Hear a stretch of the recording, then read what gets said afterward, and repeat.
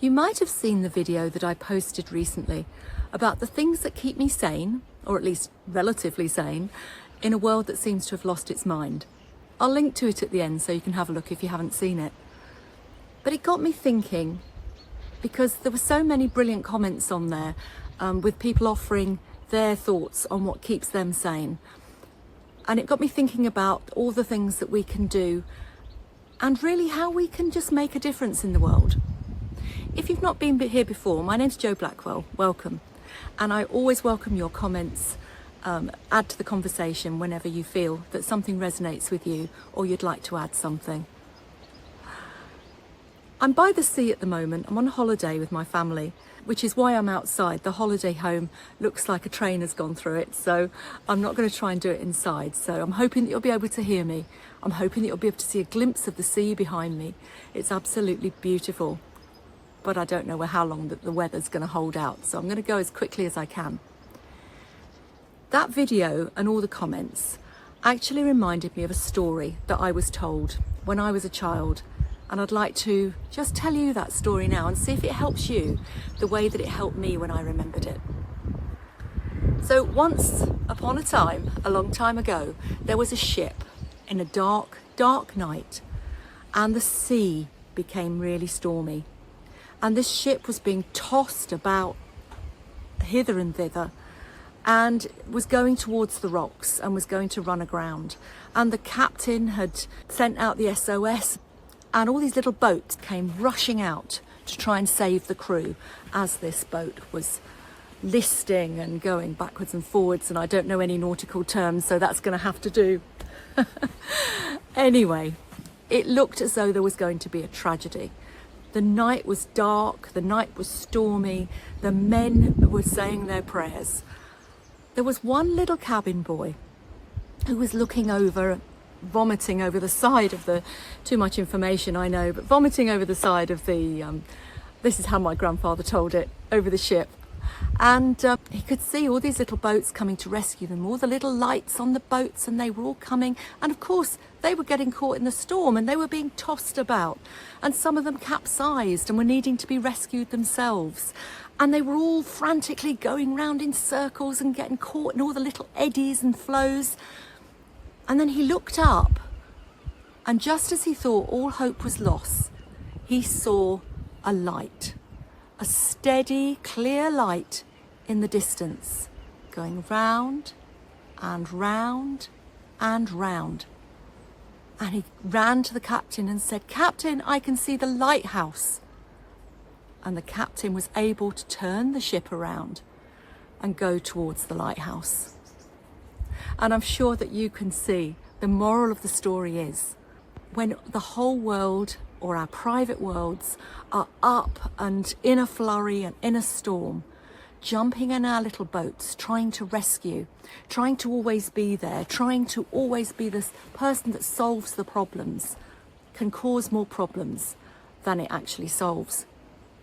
That we can get tossed into these seas that aren't of our making. Other people's problems, particularly family, particularly children, particularly spouses and siblings. And then in the wider world, we get tossed into these problems that we can do nothing about. And our minds are going all over the place. We're scrolling through the news, or we're looking at all the things that are going on around us in our communities, and we feel as if we can't do anything. But actually, we can do something. Instead of jumping into our boats and rushing off to try to rescue, we can be a lighthouse. We can be that calm centre of the world, that calm centre of our families, where we just shine a light. What does this mean? Does it mean that we don't care? Seagulls are joining in. Does it mean that we don't care about what's going on, that we don't care about suffering? Of course not. You know, I've seen a lot of discussion on social media about people ignoring the suffering that's going on in the world. The way I see it, and maybe it's a controversial view, but the way I see it is, what is the use of us going into that fight or flight situation that we all feel vicariously, even if we're not in these situations. If we're stuck in fight or flight, if our nervous systems are constantly on alert, how is that helping? How is that helping the people that need us? How is it helping the situation? It's just putting us in a position where we can't do anything, where we're riled up all the time, we're angry, we're frustrated, we're frightened. But the saber-toothed tiger that caused it, that the fight or flight came from, is not actually there on our doorstep. If we can just stay calm, if we can regulate our own nervous systems to be calm and to be considered in our responses, then surely that's going to help those people who are in that situation. They don't need people rushing around like blue-ass flies, feeling their pain. That doesn't help. They don't need people jumping in little boats trying to rescue the enormous ship. They need people to be shining the light.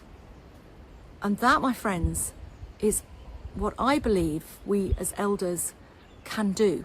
We can do that consistently. We can do that with love in our hearts. We can do that with wisdom and all the knowledge and wisdom that we've acquired over the years. But we're protecting ourselves so that we can be of use when we're called upon to be of use.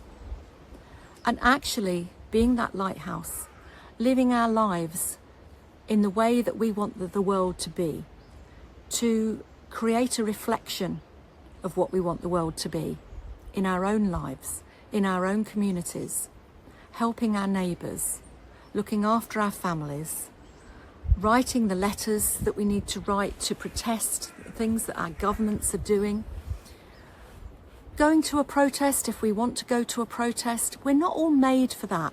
We're not all made for direct action, but we can all be a lighthouse in a storm.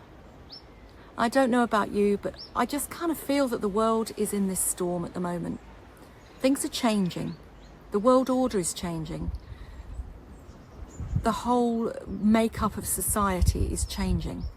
And we're caught up in this maelstrom, in this storm. If we can just keep shining a light. So who will be a lighthouse with me? And what form will being a lighthouse take?